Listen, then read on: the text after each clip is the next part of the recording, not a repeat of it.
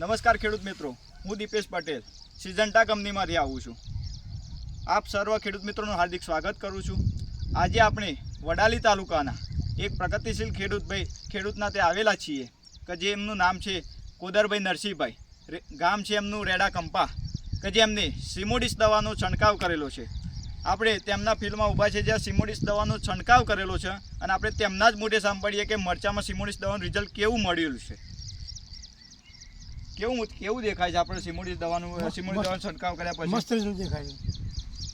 આમાં ચૂસિયા જીવાત છે, થ્રિપ્સ છે, માઇટ છે, એમાં કોઈ બધા જ પ્રકારની સકિંગ પેસ્ટમાં કામ કરે છે. વિકાસ બધામાં બેસ્ટ. એનો પોનો જુદા પડી જાય છે. આ છોડમાં સિમોડિસ દવા માર્યા 7 થી 8 દિવસ થયેલા છે અને આપણે એમાં ફરક જ દેખાય છે અલગ પ્રકારની. આપનો મોબાઈલ નંબર 9492 35937.